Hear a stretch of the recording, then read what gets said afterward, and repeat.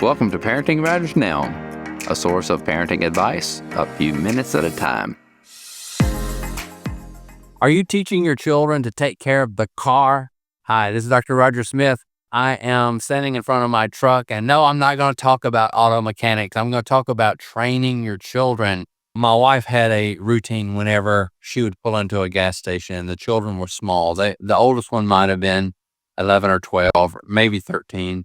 And whenever she would pull into the gas station, she would never get out of the driver's seat. It was like a pit stop, and all the doors would open up. The children would get out, and one would pump the gas, one would check the tire, one would check the oil. And it was a training module for them to learn to tend to important things. And it wasn't specifically about car care. It was about training. So the car is just one situation where your children, even though they're quite small, they can learn to do something. They can scrub the windshield. They can pump the gas. They can do any number of things. And as they get older and can reach into things carefully, they can check the oil. And it's all a matter of training their mindset that they have to take care of things and that they are responsible and that they are big. So our children always want to do the things that we're doing. And so they watch us. Don't overlook those situations where you can pass off a job to them and you train them. And before long, they're doing it all the time and you forget to do it.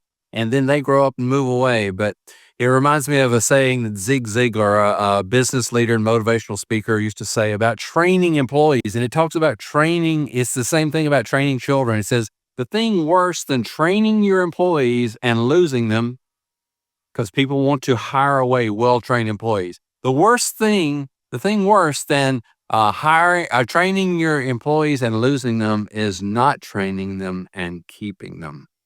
And that goes for children too. If you don't train them, they will likely be more and more dependent on you. But if you train them well, it helps them launch into adulthood. And it starts when they're little. Start before they are really able to be fully competent.